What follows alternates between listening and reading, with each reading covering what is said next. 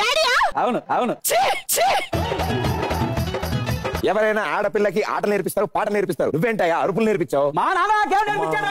అదే నా కూతురు నేర్పించాడు. ఓహో, ఇది తరతరాల నుంచి వస్తుంది ఆ సౌండ్. ఏదో కొనసాగుతుంది అల్లుడు.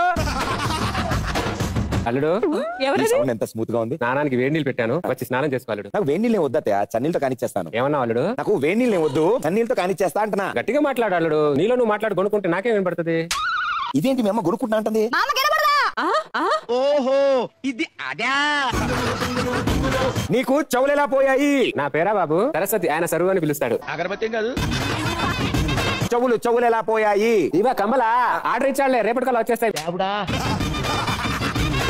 కమ్మలు కాదు నేను అడుగుతుంది, నువ్వు చెప్పినట్టు చెవులు ఎలా పోయాయి? ఓ చెవులా, ఈ అరుపుకి ఈ చెవు పోయింది, దాని అరుపుకి ఈ చెవు పోయింది. ఈ రెండు చెవులు అలా పోయాడు, ఏం చేయాలి? ఎలా కాపురం చేస్తున్నా వీళ్ళతో? ఇదిగో మామ, ఏంటల్లుడు? కాస్త మెల్లగా మాట్లాడయ్యా. 2 రోజులను పుస్తకంలో ఉండమని చెప్పు కానీ మెల్లిగా చెప్పు. మెల్లిగా మాట్లాడాలి మాత్రం కండిషన్ పెట్టదల్లుడు. బ్లడ్. నీకే బ్లడ్ అంటే? అమ్మో ఈవెంట్ డబ్బుల్లో 500 తగ్గాయట్రా నా కొడక. సాయంత్రం కల్లా 500 పంపించకపోతే ఇంటికి వచ్చి మరి తరిమి తరిమి కొడతాను నా కొడక. శ్రీముఖి ఇక్కడ.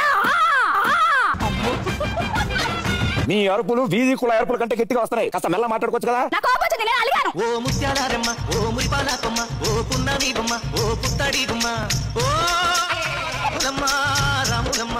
ఎవరైనా అలిగితే ఏడుస్తారు, కింద పడి దొల్లుతారు. ఈవిడేంటండి ఓ ముత్యాలకమ్మ అది నువ్వు నన్నే అడుగు.